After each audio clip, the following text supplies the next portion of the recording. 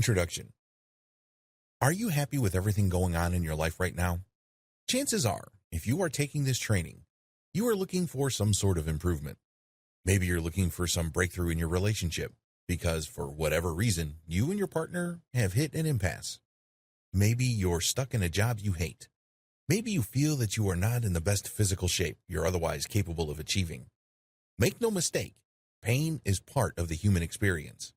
There's no such thing as a perfect life.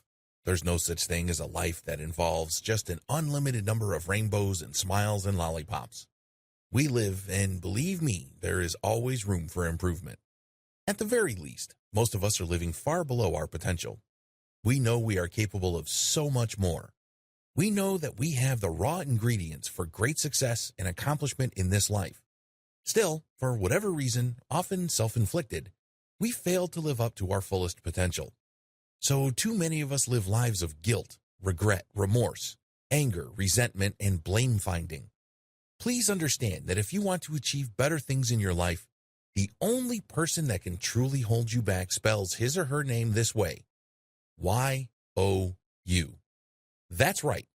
You're the person holding yourself back. If you don't believe me, look at the biographies of great people who have accomplished so much. A lot of them went through adversity.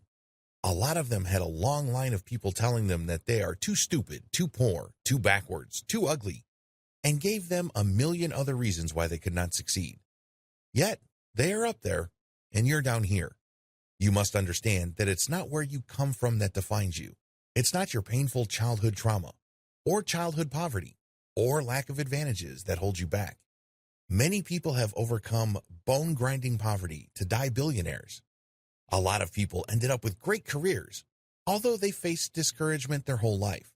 So, it's not your circumstances that define you. As the Stoic philosopher Epictetus said, it is not circumstances that make the man. They simply reveal him to himself. You must understand that everything that's going on around you is an opportunity. You may be thinking to yourself, well, I'm going to jail soon. Is that an opportunity? My girlfriend just broke up with me. Where's the opportunity there? I'm stuck in a job that sucks, and my boss is an ogre. I don't see any opportunities. Well, the only opportunity that is always present at any time of your life is the opportunity to overcome. Because what you consider a trial, an ordeal, or a hassle, somebody else can see as a tremendous blessing. It all depends on perspective. Because when you change your perspective, you change your character. Unfortunately, too many of us expect the world to be fair. We expect a smooth ride. We expect things to be handed to us. We believe that success is our birthright. We only have to start, and before we know it, sooner or later, we will get to our destination. Unfortunately, life doesn't work that way. And to add insult to injury, when we are given this education, we become resentful. We blame other people. We think that life is just a big joke. It doesn't have to be that way, and it all begins with your subconscious mind. Please understand that your conscious mind is just part of the equation of your personal reality. If you keep discounting, ignoring, or overlooking your subconscious mind, you're going to perform far below your fullest potential.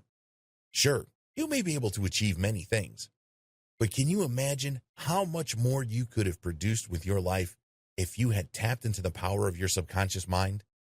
I'm not necessarily talking about money, although many people achieve that. I'm talking about just personal happiness and contentment, and the certainty that you lived a life worth living.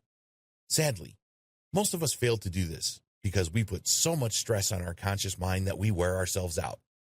It's like trying to participate in a bicycle race with a bike that has only one functioning wheel. You neglected the other wheel. You're not going to get far. This training teaches you the power of the subconscious mind and how you can use it to. The conscious mind is limited. The conscious mind is limited by perception and experience. It works on a garbage in, garbage out principle. It's only as good as its input. If you want to maximize the power of your conscious mind, you need something else. You need the help of your subconscious mind. Using only your conscious mind means living in a psychic prison. When you focus on using your reason and emotion rooted in your conscious mind, you are limited by space, time, and circumstances. There's a whole other world out there. There are many layers to that world. Unfortunately, you're completely blind to it because you're focused only on what you can see, touch, taste, hear, and smell. You're bound by the limitations of your senses. The conscious mind is very easy to enslave. It's not unusual for great historical people to say and do things that we find repugnant today. How come? They are a product of their times. In other words, they were thinking consciously and rationally based on the world that they saw and interacted with during their historical period. Yet their lives had the seeds of greatness, and we still benefit from their work and their achievements. Still, their limitations are glaring. You also are just as limited because you rely on your conscious mind. We are very limited people because we are products of our specific circumstances. For example, we are products of our times. It really would be unfair for somebody from several hundred years from now to apply their standards of morality, culture, or whatever else to people living in our time. We are only responsible for what we know. Since we have a certain mindset and a shared set of ideas regarding how things should be in the here and now, we are limited by our times. This is still a limitation. We're also a product of our conditions. It really would be unfair for us to judge somebody who grew up in a certain environment to behave and have the values of somebody who did not grow up in that environment. Of course, this has limitations as well. There are certain common values that we expect of human beings regardless of their biography. But, by and large, it is perfectly understandable for people to be judged based on the conditions they found themselves in. It would be great if all of us could overcome our conditions and live up to the highest standards, but we're only human. Another limitation is that we are products of our culture. It's very easy to define culture as involving a certain type of dress and a certain cuisine. Those are superficial cultural differences. Cultural differences actually run deep. They impact how you view life, your general attitude, how you get along with others, and how you define the good life. Your culture also plays a big role in what your personal priorities and values are. We can debate all day long, and then some on the issue of whether all cultures are equal or have the same value or lead to the same place. With that debate aside, it is indisputable that culture does play a big role in how people turn out. Going even deeper, when you notice that most people have certain cultures, it's easy to see where that cultural membership draws its power from. When you're a member of a culture, you want to go along to get along. You want to be part of a crowd. You want to be accepted. There's a tremendous value in a sense of belonging. This puts tremendous pressure on people who grow up in their own culture to behave and think a certain way. The truth is, given all these limitations, instead of taking our minds to the next level and expanding it, these limitations shrink our minds. It restricts our sense of possibility. They work to shape, warp, and constrain our ability to become whoever we want, whenever we want, and to otherwise live life on our own terms. Just how limited is our conscious mind? We are limited by our training. Your parents programmed you. A lot of your personal destiny has been set in stone by the people who raised you. It doesn't matter whether you grew up in a traditional American nuclear family or a variation of it. Whoever took care of you played a major role in setting the course of your life. This is a limitation on your conscious mind, because your conscious mind can process many other courses. It can process many other maps, but it's stuck to the map that it first became aware of. Where's the power there? The conscious mind is bound by habit. It's human nature to stick with what we know. We know that there are better things out there. There are better paths. But we are already familiar with our path. We are already comfortable with our programming, so we stick with it. We know we are capable of so much more. But because of the sheer force of habit, we stay on the course. We remain stuck. The conscious mind is bound by reputation. Deep down inside, a lot of us live for other people's validation. This is why we hang on to our programming. We know that it's suboptimal. We know that we could do better. We know that there are other forms of programming out there that may take us to a much higher level, but we stick to our programming because we want the people around us to approve. They stick to pretty much the same programming. We're going to stick out like a sore thumb if we choose another path. So, because we want to go along, to get along, we stick with the tried and proven. Sadly, a lot of the time, the collective mindset that we seek to preserve, as far as our conscious mind goes, does us a big disservice. We could be soaring high. We could be going so much better, but we stick to tradition, custom, and social expectations. The conscious mind is easily overruled by emotion. It is no surprise that a lot of shoppers in the United States buy product after product when they don't really need it. In fact, the vast majority of commercial decisions in the United States and elsewhere are actually impulsive by nature. The reason for this is our conscious mind is easily overridden by emotion. We let our emotions get the better of us. Instead of responding to situations based on our highest values or priorities, we let our emotions take over and we feel helpless against it. So, even though we know that we are going to be spending more money than we have, and we are going to regret it later on, we still go. The conscious mind is powerful, but self-limited. Your conscious mind is your most powerful possession. Different people have different minds, and they have different lives. These differences all stem from the fact that they have different minds. Change your mind, and you will end up with a different outcome. It is not easy, nor is it smooth, but changing your mind is the first step to fundamental change. Your conscious mind impacts how you edit your personal reality. Believe it or not, every single human being on this planet edits his or her own reality. Every single second, the outside world bombards you with thousands of stimuli. Thanks to your programming, you choose to become aware of only a tiny fraction of that stimuli. Thanks to your programming, you choose to remember only a tiny fraction of the stimuli you chose to perceive. Your mindset then kicks in and interprets what you chose to remember, and this can trigger an emotional state which leads to your saying and doing things that other people will notice. That's how you change your reality, and it all begins with your conscious mind tied into the mindset that you have. Your life is the product of your mindset. It's very easy to think of mindset as some sort of optional operating device. It's very tempting to dismiss it as something that just plays in the background with no real effect on how your life turns out. The problem is this is so far from the truth that it's funny. Your life is the product of your mindset. The way you look, the way you talk, who you hang out with, your values, what you strive for, everything. That's how crucial your mindset is.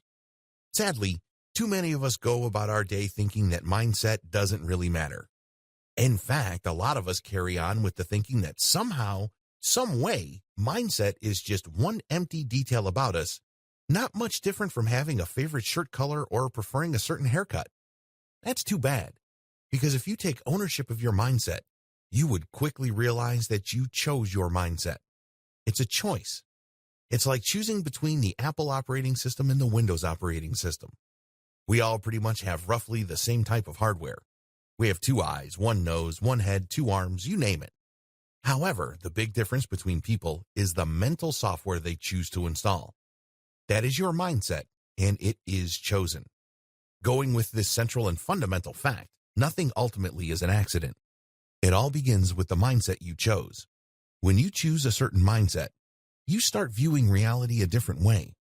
It may start out as a small difference, but it can lead to a completely different place.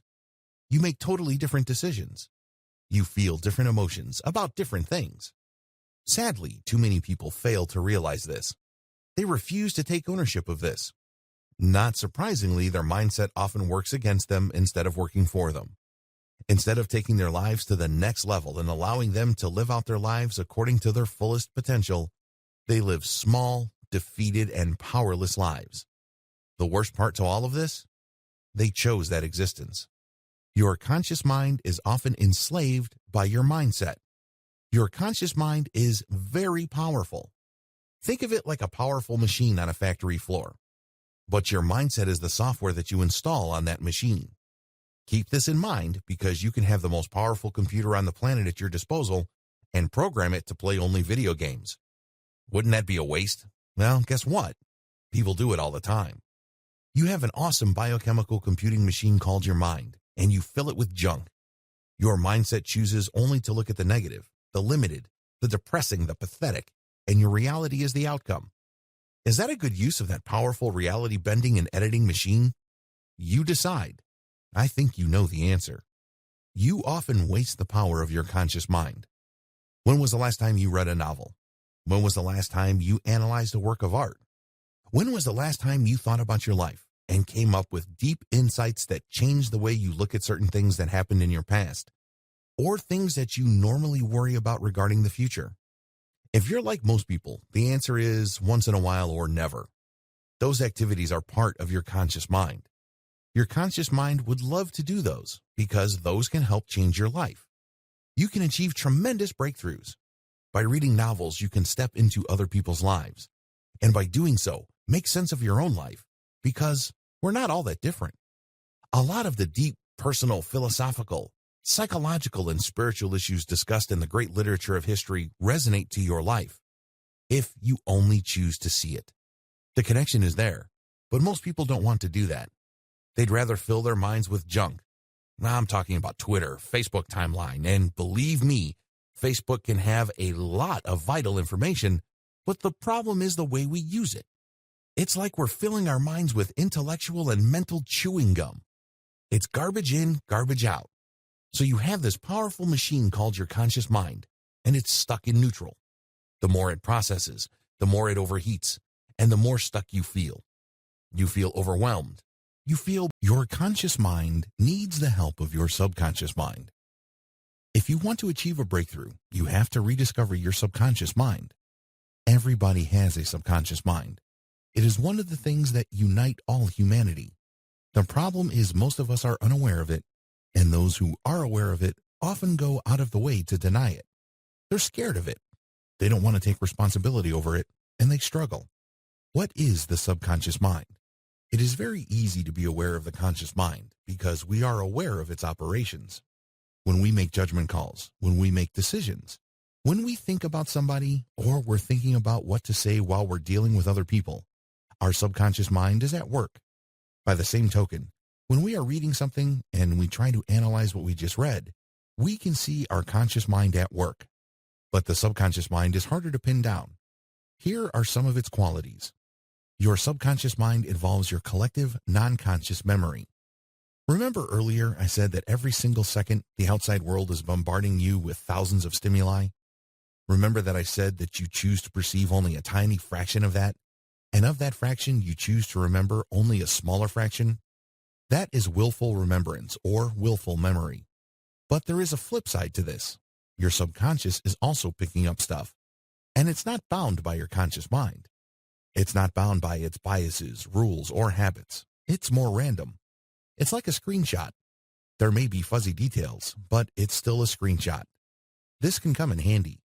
It is no surprise that some people, when they find themselves in a certain situation, they remember certain details of what happened in the past, and this can lead them to a decision that is different from what they would have normally arrived at if they were to have relied only on their conscious mind. Your subconscious mind ties you to the rest of humanity. There is such a thing as a lizard brain. This is the part of your brain that first evolved. Please understand that the newest part of your brain is your cerebral cortex, the front part. This is the reasoning part. This is what people get all excited about because this is the seat of logic, reason, and judgment. This is where wisdom comes from. But for that part to evolve and mature, it must be supported by another part of your brain. This is the older part, the lizard brain. It's very easy to dismiss the lizard brain as backwards, antiquated, even barbaric and brutish. But believe me, if it didn't do its job, we wouldn't be thinking the way we do at a high level. Somebody's got to do the dirty work, right? The lizard brain has memories as well. It is instinctive, raw, unapologetic, basic. It might even be offensive to some people or too crude, but it does the job. It is up to you whether you're going to apologize for the things that you pick up with your lizard brain. People can talk a good game about the fine points of life, but the lizard brain would always want to sum up everything by going straight to the point. Does it involve money, food, sex, power, or what? Didn't I tell you it's going to be perceived as crude? But it's vital. Your subconscious mind gets to the point. It doesn't beat around the bush.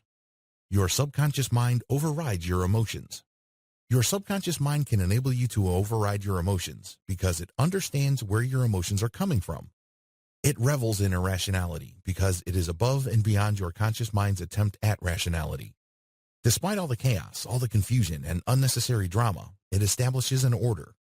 But unfortunately, a lot of people don't want to see this. They'd rather fear it. They'd rather fear that there's a part of them that actually welcomes drama, chaos, tragedy. A few people would cop to feeling good when something bad happens to their friend. Remember, it's probably acceptable if something bad happens to your enemy, and you felt good about it. But what about your friend or your family member? There's that deep-rooted sentiment there, and that's your subconscious mind. This is called Schadenfreude. It's actually rooted in evolution. Think of it this way. If you were transported tens of thousands of years back in the age of the cavemen, and there was a bear chasing you and a buddy, your number one goal is to basically outrun your buddy. It's not to look out for your friend, because if you did that, your genes would die with you. What genes made it in that scenario? The guy who ran really fast and never turned back to see what happened to his buddy. I know, it's harsh, but this is the subconscious mind we're talking about. It is filled with all sorts of unpleasant realities, sentiments, and tendencies we are embarrassed about or would rather deny. Still, they are real. Your subconscious mind is the source of your intuition. Even if you haven't been somewhere before or you haven't been exposed to a situation before, has it ever happened to you that you know what to do at the right time with the right people to produce the right outcome? This is not just a simple case of being lucky. This is not just a simple case of recovering the memory of things you have done right in the past that somehow, some way related to what you were doing at that point in time. No, a lot of the times that is a hunch. A lot of the times that's intuition. And guess where that comes from? That's your subconscious mind. It's able to connect the dots at the right time to produce a result. Does it always work? Absolutely not. It works enough times for you to take notice. You should sit up and pay it. Learn to control your subconscious mind. What follows is a quick overview of the next 5 videos. These steps help you tap the power of your subconscious mind to turbocharge your conscious mind. To tap the power of your subconscious mind, you must first stop denying it. Stop chalking things up to chance. It may seem that life is happening around you on a purely random basis. It's as if there's no rhyme or reason to the things happening around you. That's only what it looks like on the surface. The truth is, it's very easy to think that you're just lucky. Look at whatever has gone right, and it's very easy to walk away with the conclusion that you were just at the right place at the right time, doing the right things, and suddenly all these right outcomes materialized. The truth is the complete opposite. Have you ever noticed that certain people seem to be at the right place at the right time, doing the right things? It's as if it happens again and again to them. It turns out that there's a lot more planning and design going on than we care to realize. Being at the right place and at the right time, doing the right things with the right people, takes a lot more purpose and premeditation than you think. When you learn to tap your subconscious mind to serve your conscious mind, serendipity happens more often. How come? You're simply prepared for it. Test out your subconscious mind as much as you can. You need to go from fearing your subconscious to actively collaborating with it. If you are feeling stuck in any area of your life, or you are frustrated with any kind of decisions you made in the past, you need to recruit your subconscious mind. It turns out it's not the boogeyman hiding under your bed threatening and scaring you. Instead, it's the golden key that can help you unlock a life full of possibility and achievement. Every single second is an opportunity to consult with and test your subconscious mind. Allow your subconscious mind to act as your personal compass. When you use a compass, oftentimes you're going into uncharted territory. You are venturing to a place you haven't been to before. When you learn to trust your subconscious mind, you allow it to become your compass. It points you in the right direction. Paired with your memory, you can allow work with your subconscious mind to draw up a map. It points you in the right direction. Then you reference that direction with the things that you have observed and experienced in the past, and you connect the dots. This is how you create a map. You haven't been there before. You haven't achieved certain things before, but it doesn't matter. Thanks to your subconscious mind and your willingness to trust your intuition, as well as your clear, focused memory, you now have a map. Take ownership of this map, and you'd be surprised where you end up. Do a subconscious mind self-audit. When you do a mind self-audit, you'll be surprised at what you will find out. You'll be surprised at just how powerful your mind turns out to be. You would also be surprised at how versatile, flexible, persevering, and tenacious you can be. However, None of this is possible until you are willing to peel off the curtains of your subconscious mind and look deep within. It's definitely going to be scary because most people do not dare to venture into that territory. However, just like with any great discovery, fear often gives way to excitement and, ultimately, victory. Just because it's hidden doesn't mean it doesn't exist. Your subconscious mind is all too real. If you are in any way unhappy with your life, a lot of it is because you have relied too much on your conscious mind. You have left dormant your most powerful possession, your full mind. Your full mind, of course, is made up of both your conscious and subconscious mind. Whatever it is that you've achieved, whatever it is that you're proud of, whatever it is that people pat you on the back for, you know deep down inside you could be doing more, and you could have gone farther. But unfortunately, you relied only on your conscious mind. In fact, if you're like most people, you feel that's the only thing you can do. Stop using your subconscious mind as a Ferrari doorstop. How ridiculous is the idea of a Ferrari doorstop? Can you imagine spending more than $400,000 on a car only to use it as a doorstop or paperweight? Sounds crazy, right? Too stupid to be true. Well, that's how most people deal with their subconscious mind. They're scared of it. They don't exactly know what it is, so they shut it aside and then just focus on their conscious mind. And guess what happens? They don't thrive as well as they would if all cylinders of their minds are working. This requires the subconscious mind. Your subconscious mind will hold you back if you don't deploy it. Your intuition, as powerful as it is, can always work against you. You can develop negative instincts. Have you ever noticed that a lot of successful people who otherwise dominate their field of expertise and are at the top of their game often sabotage themselves? This is because they did not let their subconscious in on their plans. So, what happens is your subconscious mind fuels your negative instincts. Please understand that for everything that you work for, there is always an opposite force. Unfortunately, if you don't master your subconscious mind, you will always end up on the other end. Let's put it this way. If you're working towards a goal, what naturally happens in your mind? You're all pumped up and excited about your goal. You're making all these plans. You're putting in the work. Everything looks good. But at the other side of your consciousness is the path that's doubting. The other part is saying that it can't be done. The other part that is saying that you don't have it in you. Guess what happens to your subconscious mind? Where do you think its raw power goes to? Similarly, if you are married, or you are the pillar of society, you must put up appearances. But there are inner drives in you, like maybe an addiction to porn, an addiction to sex out of marriage, or some other addiction. Guess which part of you fuels that? That's right, your subconscious mind. How come? You did not take full ownership of it. The more you ignore your subconscious, the more mysterious it appears. Think of your subconscious as a physical place that you consciously avoid. The more you refuse to explore something, the more mysterious it becomes. You make all sorts of weird guesses as to what's going on, and oftentimes, these guesses are informed by your fears and amplified by your ignorance. The more you refuse to even acknowledge your subconscious, or you go from thinking that it's off limits to thinking that it's just some place that you would never go to in a million years, eventually, you start to forget about it. Your mind is trained to not even think about it. What happens? Eventually, it would seem like it doesn't even exist. The sad reality behind all of this, of course, is the fact that you continue to live with its consequences. Its impact on your life is never going to go away. It's there regardless of whether you choose to see it or not. It's like that proverbial 800-pound elephant in the middle of the room. You can contort your body. You can play music, talk to your friends, and eat, but there's an 800-pound elephant in the room. The fact that you have become blind to it doesn't make it magically disappear. It's still there. The worst part is you're contorting your body. You're smelling its dung. You are living in cramped quarters. You're even feeling the heat. However, despite all these, you refuse to see it.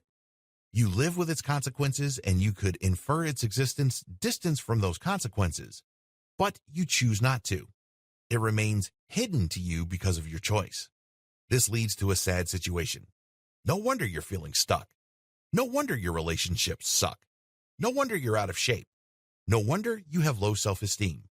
It is no mystery. There is an 800-pound elephant in the room, but you refuse to acknowledge it. That's how pathetic a life lived in willful ignorance of your subconscious faculties can be. The key to your subconscious mind is to stop fearing it. A lot of people think of their subconscious mind, if they think about it at all, as some sort of shadow. It's their worst instinct. It's not their better angle. They make up all sorts of names for it. What they're really doing is they are basically covering up for their fear. Most people fear the unknown. And the problem is with the subconscious mind, it will continue to be unknown unless and until you take ownership of it. In the following videos, I'm going to step you through how to own your subconscious mind. Take full ownership of your subconscious mind. It's part of you. It's natural. It's the other half of your consciousness. It is the repository of your unremembered dreams. It is your impulses. It is the great beyond as far as your mind is concerned. Are you going to constantly run away from this and refuse to tap its unlimited power? Or are you going to own it, warts and all? Taking ownership means refusing to be afraid. There are many things collected by your subconscious mind that you would rather not look at. This may be childhood trauma. This may be sick, twisted, and embarrassing thoughts that you may have. You must overcome your repulsion to these things when you take ownership of your subconscious mind because it is part of you. That fact is not going to go away. This is part of you. And if you want to change something, or change its direction, or make it work towards a better outcome, you must first claim ownership and stop fearing. Taking ownership of your subconscious mind means refusing to feel guilty. If you emotionally beat yourself regularly, please understand that this is not just some free-floating anxiety. It's not just something that enters your mind because your brain has nothing else better to do. This comes from somewhere. It has a cause. It is not random. When you take ownership of your subconscious mind, you can start refusing to feel guilty. Feeling guilty is a choice. When you feel remorse or regret about certain things that happened in the past or choices that you've made, those are your interpretations of those facts. You can choose to learn from them and move on, or you can choose to beat yourself up emotionally over and over again. It's your choice. Guilt is an emotional interpretation. When you take full ownership of your subconscious, you quickly realize that this is going on. You quickly understand that there are better options out there. Guilt, remorse, regret, as powerful as they may be, can hold you back and drag you down. Wouldn't it be better to learn from them and use them the way they were intended? These emotions feel bad because they're intended to teach us a lesson. If anything, we're supposed to use them as motivation to make better decisions in the future.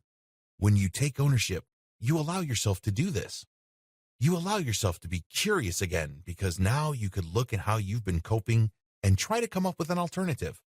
If you've been racked by guilt because you disappointed your parents for over 30 years, your curiosity might lead to a different interpretation or, better yet, a different coping mechanism, but none of this is going to happen if you continue to stay where you are.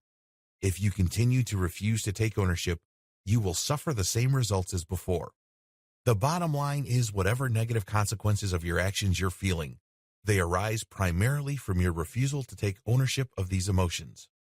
They're coping mechanisms. You can choose to cope in different ways. You are not stuck with the way you've done things for years. It may seem like it, but you actually have a lot more control and a lot more say over your situation than you care to realize. Take ownership. Learn to explore your subconscious mind. Start a journal and explore the things that you fear. Explore how you normally respond to this fear. Please understand that you are looking at circumstantial evidence. In other words, for you to know if the world is really round, it's not like you can put yourself in a rocket, shoot yourself thousands of miles up into the atmosphere, and then verify once and for all that the Earth is round.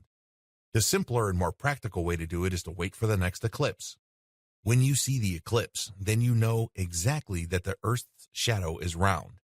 The same applies to your subconscious. There are many ways to explore it, and believe me, a lot of them are very, very hard. The easiest way to do it is through just circumstantial evidence. Pay close attention to what you are afraid of. You can't quite find a rational reason why you are afraid of certain things. That is your subconscious mind speaking to you. Pay close attention to this. List these out. Come up with a collection of these and then pay attention to the things that you're guilty of or you feel remorseful about. Look at all the negative emotions you have, and then pay close attention to them. Catalog them, because they start giving you a snapshot of your subconscious mind. Learn to map out your intuition. Have you ever noticed that in certain situations, you tend to say the right things at the right time to produce the right results with the right people? A lot of the times, this is not due to your prior training. A lot of the times, this is not because you were groomed to do that kind of thing. Instead, it just came out of you. Well, that is your subconscious mind as well, because intuition is a big part of your subconscious mind. Map that out. Become fully aware of that. Wrap your mind around it. Take ownership of it. This is not a scary thing. A lot of people think that this is some sort of scene from The Exorcist or some horror movie. In fact, judging by how some people talk about this situation, it's as if they're describing that scene in the movie Alien, where the alien punches a hole through some guy's chest as people were operating on the guy. Really grotesque, really sad, and really distorted. Because your subconscious mind is beautiful. Don't be afraid of the beauty of your subconscious mind. Let's get real. A lot of your nightmares come from your subconscious mind because this is the area that you really can't control. So a lot of your desires, a lot of your perversions, a lot of your twisted logic, and all that other mental debris, you try to segregate unconsciously into your subconscious mind. So it's kind of like a dumping ground for half-baked, unformed thoughts and frustrated wishes. But just like any garbage dump can be located near a beautiful park or a wide-open, green field right under a beautiful, wide-open, blue, endless sky, your subconscious mind can be a thing of beauty. So don't just focus on the things that you'd rather run away from or are embarrassed about. Focus on the whole picture. Learn to live in your subconscious mind. Learn to appreciate the things in your subconscious mind and be comfortable in it, because this is the key to taking control over it. If there are certain things that you're guilty about, confront them. Look at them straight in the eye. Did this really happen? And is this a reasonable reaction? You'd be surprised as to how many twisted, painful, tortured memories in your subconscious can be dealt with once and for all if you were just adult enough to stand up. Learn to live in the moment. Embracing your subconscious mind means you have to accept living in the moment. A lot of people have a tough time living in the moment. Either they are tortured by the past, or they're frozen stiff by worries about the future. But if you want to have a chance at taking full ownership and control of your subconscious mind, you have to take control of it with the present in mind. In other words, be aware of the present moment. Your mind should be focused right here, right now. Be fully conscious as much as you can. Get rid of sentimentality and delusions. There are many different types of delusion.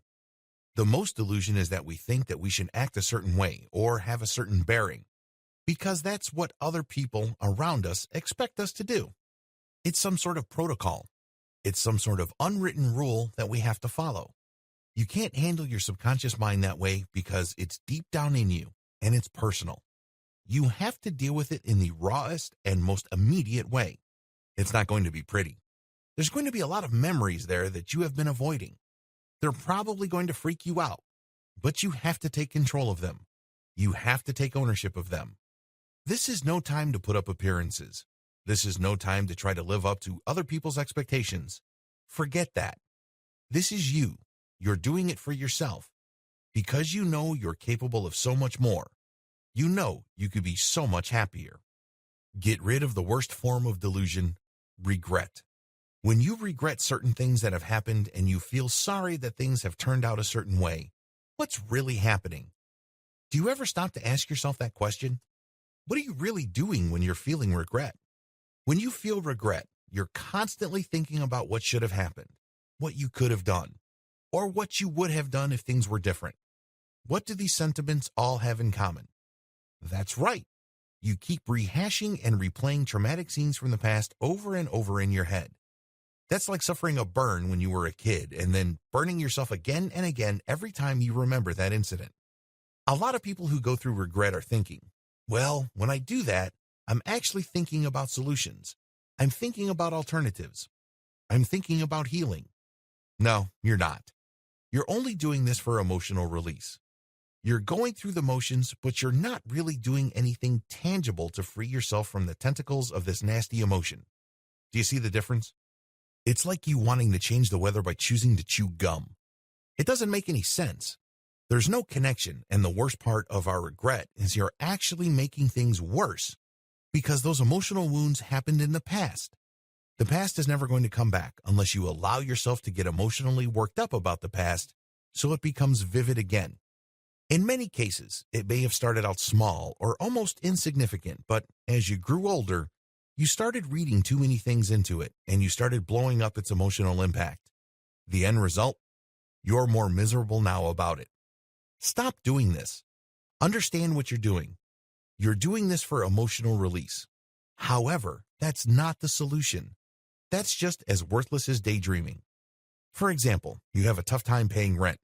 You have no money to your name. Every single day you almost get fired from your job, so you daydream about you becoming rich. You daydream about living in a big house with amazing cars and traveling all over the world. The daydream doesn't really solve your problem in the here and now, but it does give you an emotional escape. Who wants the sting and humiliation of the landlord knocking on your door demanding the rent? Who wants to hassle with the supervisor telling you that you're screwing up and you're just one step away from getting fired? However, instead of confronting these head-on by looking at actual workable solutions, you daydream about an alternative life where all your current problems are gone. You get the emotional release, but not much else. This is mental and emotional candy. It doesn't help you. The same applies to regret. It doesn't help. Learn to trust yourself. Stop second-guessing yourself. When you're dealing with your subconscious mind, it's going to be rough. You're going to think that there are so many things there that you'd rather not deal with. There are so many things there that are simply impossible. No, that's just an illusion. They seem impossible because you don't trust yourself. You don't trust yourself enough to change. You don't trust yourself enough to make the right steps at the right time to produce the right outcome. In other words, this is your self-esteem talking. You have such a low view of yourself, and that's why you feel incapable. Other people have overcome that fear and tapped into their fullest mind, and that's why they live life to the fullest. If people can do that, why can't you? You're not much different from them. The only difference really is attitude. Catalog your subconscious mind. As I have said earlier, list down all your fears. List down all the things that are making you guilty. List down all the things that are making you anxious. List down all the things that are making you sad. List all the things that you think you remember that have a profound emotional impact on you.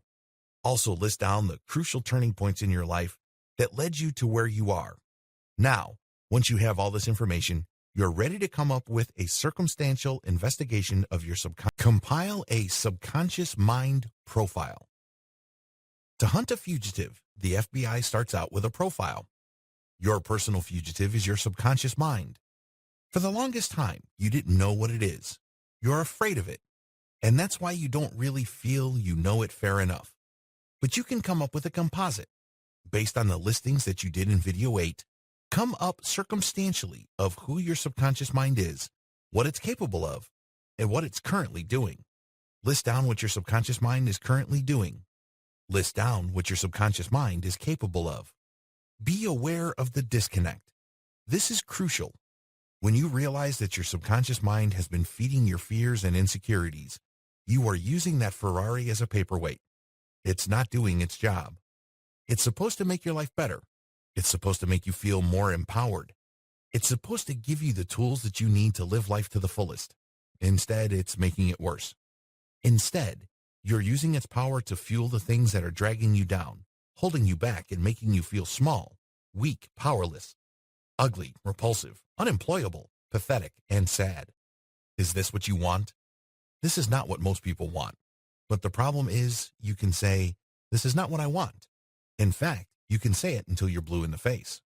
But if you're like most people, you have fallen in love with your handcuffs. You've fallen in love with the invisible prison that you've surrounded yourself with, because it's the only thing you know. There is comfort in misery. You know you deserve so much more, but it hurts to strive for more. Plus, there is also that overarching threat, that looming possibility of imminent failure, pain, rejection. You've fallen in love with your handcuffs. I want you to overcome your fear. It's not easy. This is almost impossible. But look at the life that you have right now and your capacity, and you compare it to the disconnect between the power of your subconscious mind and the life that you have right now. Do you see the disconnect? It should be glaring. It should be obvious. People 10 miles away should be able to see it without even using binoculars or even glasses. It sticks out. What are you going to do about it? Write down a new vision for yourself with a full mind. Create a vision board for yourself. I want you to take pictures from all over the internet that highlight what your goals are.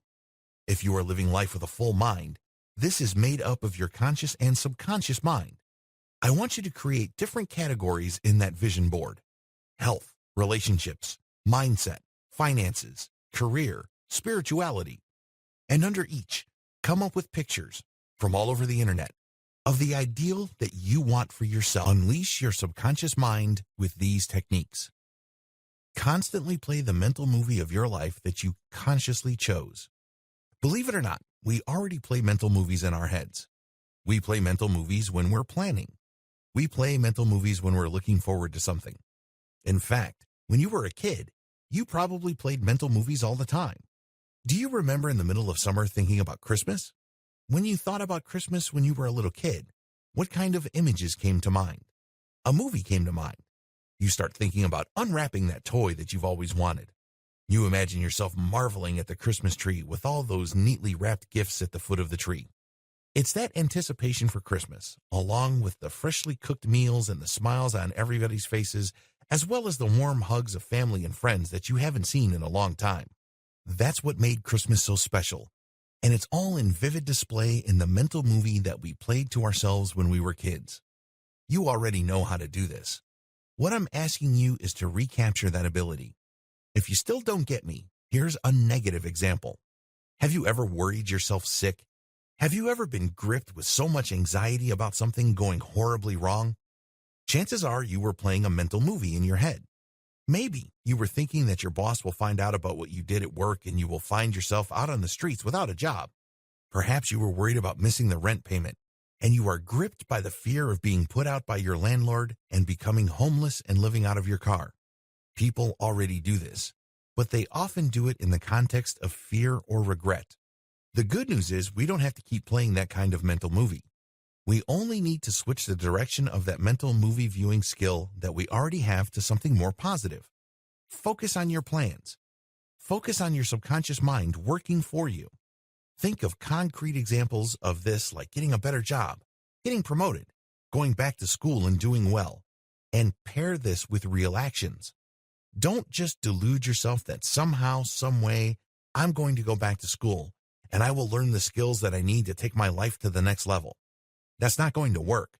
There has to be matching action. There has to be some sort of proactive action of a decision that you have taken. This mental movie just gives it more immediacy. You get that fresh dose of willpower to keep pushing you forward.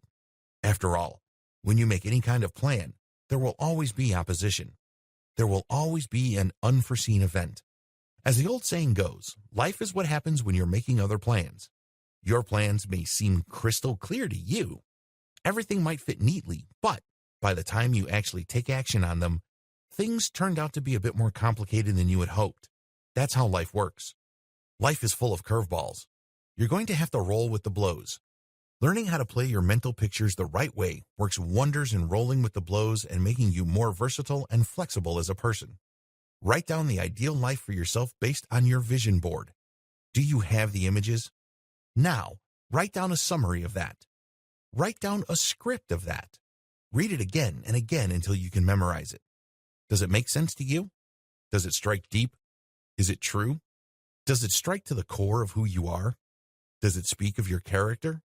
If your answer to any of these is no, you have to go back to stage 1 and repeat until you answer all these questions with a resounding yes. Turn your statement into a mental video. Now that you have a statement of your full mind enabling you to achieve your biggest goals in life, turn it into a video. Imagine yourself with a full mind achieving these things. It must be vivid. It must be clear. There has to be no hint of a hope, a wish, or some passing fancy. It has to be so real in your mind that you can reach out and touch it. Unleash the power of all your senses when mentally rehearsing your desired reality. Your subconscious mind remembers. It writes future reality in the form of intuition. But you have to help it along. You have to keep rehearsing the mental movie that you have written for yourself and make sure that you engage all your senses. While sitting back and watching a movie play out in front of your eyes is very powerful, we can take things to the next level when we add all our senses in that movie. Don't just imagine the things that you can see. Don't just vividly see an alternative reality. Pay attention to what you hear, touch, taste, and smell. Engineer these into your mental video. This is your preferred reality. This is your chosen outcome. Unleash the power of mental states. There are many times in your life when you feel empowered. It seems like your body and your mind are lined up, and you can make things happen. Remember that time at work when you were tired, but you were still able to complete your assignment and then some? Remember that time at school when you were supposed to read 200 pages and you were able to finish 500 pages? Remember that sense of pride that you got when you graduated high school and received your diploma? Zero in on those memories. Tap the power of your subconscious mind, animating those memories. Because if you can achieve that same physiological state, you would be able to overcome your conscious mind's worries, limitations, and blockages to achieve the same result. Let's put it this way. If you can achieve success in the past, what's preventing you from achieving victory now? You were able to do it before. So when you assume the physiological state, when your chest is out, when your back is straight, when your eyes are wide open, and there's a smile on your face, and there's this can-do attitude that just basically fills you, you are able to break out of the current funk that you're in, because if you don't change anything, you will get the same results. As the old saying goes, insanity is defined as doing the same thing over and over again and expecting different results. That's not going to happen, so you have to change what you do. That means change your physiological state, because obviously it's not doing you any favors, and you need your subconscious mind for this. Trust your subconscious mind when doing planning. It's very easy to plan on a straight 1, 2, 3 basis. You're basically just going through the motions. You're just filling in a template of what you already know. There's really no creativity there, much less intuition and insight. This is where your subconscious mind can come in. Look at that blank page, and instead of feeling bound to do things the exact same way you've done them 1,000 times before, let your subconscious mind fill that blank page with no preconceptions. You'd be surprised at the results. You'd be surprised at the connections you are able to make, which can lead to breakthroughs. Please understand that this requires discipline. So your subconscious mind and your conscious mind has to line up. But the good news is, if you just let your subconscious mind fill it out, just off the top of your head, anything that comes to your mind, and then you can reorganize, and then rationalize, and then come up with something better. Learn to trust the moment. I know you're supposed to hold your tongue. I know you're supposed to think before you talk. But oftentimes great breakthroughs are made when something out of the blue was said at the right time, and this changes the trajectory of the conversation and unleashes a chain reaction. Remember, you are always sending vibrations to the lives of other people around you. You have an effect on the universe. You have an impact. It can be your facial expressions. It can be your proposals. It can be your actions. It can be your words. There's just so many ways you can impact people around you. But instead of constantly checking yourself, worried sick about what other people would think, trust your subconscious mind if it's pushing you to say something. It may come off as rude, it may seem like you're interrupting people, but that might be exactly what's needed. That might be the push that leads to the breakthrough. So trust yourself. Tap your subconscious mind to forgive yourself. There are many memories that we hang on to that make us sick to this very day, or make us feel bad or feel small. They are flat-out lies, seriously. They are false memories. They had some sort of association in the past, and for whatever reason, we thought it actually happened, when it turns out it's not true. You have to be honest with your subconscious mind because it's stockpiling all of these. Your conscious mind contains some of these, but your subconscious mind gives it power. So your job is to revisit your personal past. I know that it's painful to think about past child abuse. You're probably not all that thrilled to remember that day when your father abandoned your family. But you have to look at those events and figure out what actually happened. What is its interpretation? And what did I blow up out of proportion? What did I read in? You'd be surprised that even in situations where bad things did happen, like your father or your mother did abandon you, it doesn't have to be crippling. It doesn't have to be this weight that you have to carry with you for the rest of your life. Allow your subconscious mind to unlock its secrets and get in there and take ownership of its contents, catalog them, and then analyze them. Ultimately, it's all about, are the memories that I'm holding on for dear life helping me to get ahead, or are they just dragging me down and making me feel small or weak, powerless, ugly, repulsive, talentless, incompetent, stupid? You're the only person who knows how to do this, because everybody's different. But you have to go in there. You have to get into that mental warehouse of your subconscious mind and take stock. Otherwise, these things will have weight. The weight of the past will continue to drag you down along with the fear of the future. Conclusion. Take control of your life today. Every single day you wake up, you're a day closer to your eventual death. I don't want to sound grim. I don't want to depress you, but this is a reality check. Every single day you kick the can down the road, when it comes to achieving a personal breakthrough over your consciousness, is a day wasted. The information that I've shared with you in this training will only have power if you act on them. You can watch this training many times over. You can even watch it 1,000,000 times. And it's not going to change your life for the better until and unless you decide to act on them. Please understand that this is not some sort of one-time, big-time kind of action. This is a commitment, because it took a long time for you to pick up the habits and the mindsets that make up who you are today. And it's going to take some time to reprogram yourself. This doesn't necessarily mean that you have to completely change as a person. This doesn't necessarily mean that you have to deny who you've become. Look at it as a promotion. Look at it as an upgrade. Because if you're watching this training for whatever reason, you are not completely happy with your life. Let's get real here. So do yourself a big favor and act on these suggestions. Please understand that you have to put one foot in front of the other.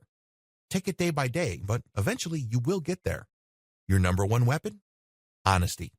Be completely honest with yourself. You should not have any sacred cows. Instead, you should gear up for a nice barbecue. Turn your sacred cows into nice burgers, steaks, and burritos. I wish